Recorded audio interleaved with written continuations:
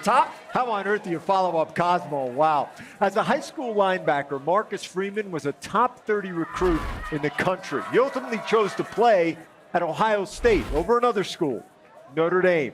Of course, he'd make his way to South Bend in time, and 21 years later, in his fourth season leading the Irish, he's trying to get them back to the playoff while building a program in his own image. We got a good ball team. I sat there and watched. I said, okay, we had to go through a little bit of the bumps in the road, but we got a good ball team. We got to do the work. I'm not saying continue to do the same. We got to find different ways and better ways to do it. You coach with passion. Sometimes that comes out in the things you say. Violence. Violence. That's what I told the locker room. This is going to be a violent affair. We got to get bloody. We got to get bloody. Why those messages? It's a mentality. This is a violent game that you have to play the game that way. I mean, be willing to get bloody, be willing to inflict pain and take pain.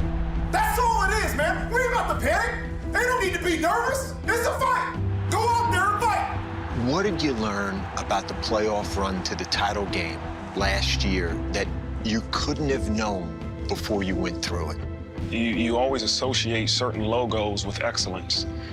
Are we that good of a program to maybe beat a logo? You sometimes think less of yourself when you compare it to other teams that have had a lot of success. Like who?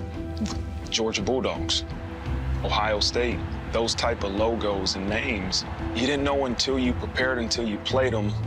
Is this team and this program in a position to beat those teams? And we were. We are. You have a mantra, choose hard. What's the origin? I was in the weight room and watching our players work out, and it's like watching your kids be tortured. And you have to, right? That's the part of growth. You have to be uncomfortable if you want to grow. But if you choose hard consistently, the reward of that is greater than anything else. Speaking of choosing hard, 6 children at home versus being the head coach. Which is harder? The 6 children at home, being a parent, that's way more difficult. And a lot of times, my parenting might be the example of every day getting up and going to work and giving this football program everything I have. But there's also times they need a father. The young people that I lead here are better off because of the time we spend together, but my children are too. A perfect day for football between the Notre Dame Fighting Irish and the Southern California Trojans. What does the rivalry mean to this sport? You know, you think of the great rivalries in all sports but college football. There's certain games a year, it doesn't matter what the record is. That's what you love about this sport. SC rolling as they come in, what challenges do they present? Yeah, they're going to be as good as anyone you see. What they're doing is unique because they're balanced. They're having success in the run and the pass game, and it starts with the quarterback. He is as talented as anyone will see. I hate to see that you've really let yourself go, so we're going to wrap here so you can get back into the weight room. Yeah, I need to. Every day is leg day. Every day. Every day is a leg day mentality.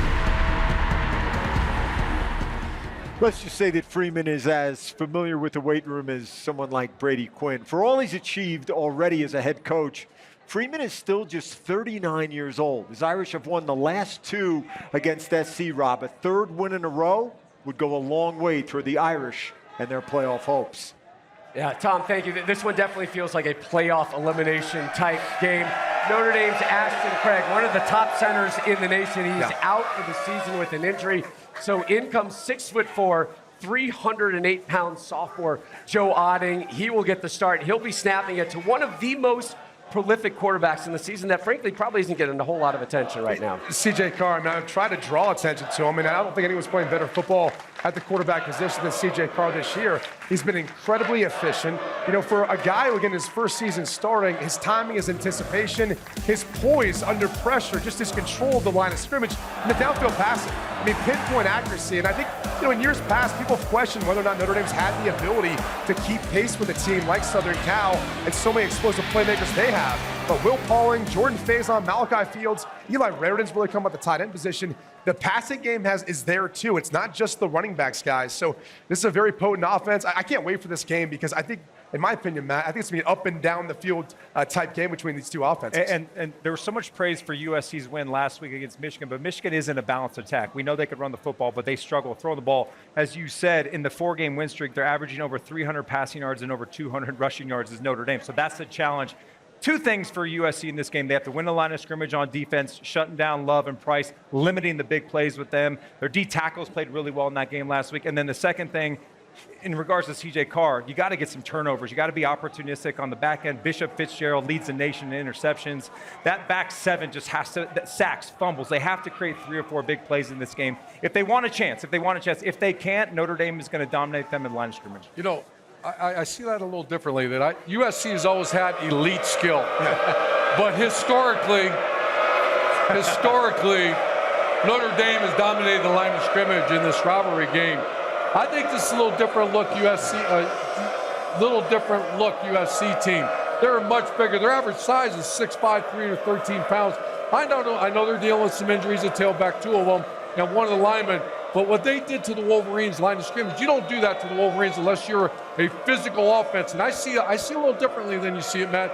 I think USC can not only kind of control the line of scrimmage, there's a chance if they get good balance like they played last week, they could dominate the line of scrimmage in this game. So I look at this, I was shocked when I saw what USC did to the Wolverines. I'm not really sure how good Michigan is up front now. It's been the last recent weeks. I mean, sorry, Dave. The one thing I'm looking at is there might be a little weather in South Bend. There might be a little wet ball here and there. And what's a big factor in this game is USC missing their backs. Waymon Jordan, Eli Sanders. Now, we know King Miller, your boy King. He came in, toted the rock for $1.58 on your Wolverine. How many times are we going to mention the Wolverines? I'm just telling you. We're not even talking about Michigan. I'm just telling you Every one of you has mentioned them. We're not talking about them. You should be wearing my jersey right now.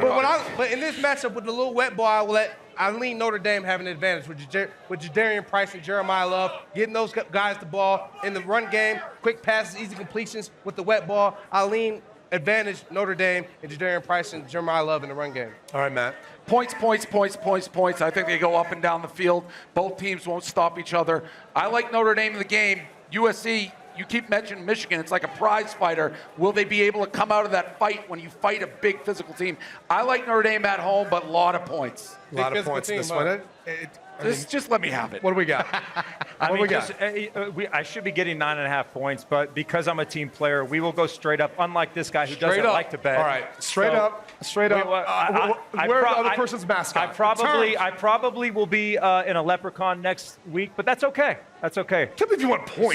You see that? Well, that's the difference between me and you. I don't care if we're playing the 85 Bears. I'm saying we're going to win. You're already giving up before the game. Great supporter. Dave, by the way, can I say your Brigham Young sweater is so on point today. What does that say? Shout out to my dearest friends. They dropped it by. This thing is absolute gas. Hey, thanks for watching. If you enjoy that clip, make sure you click subscribe somewhere down here. From game highlights to exclusive interviews and rankings, we've got everything you need as a college football fan right here, College Football on Fox.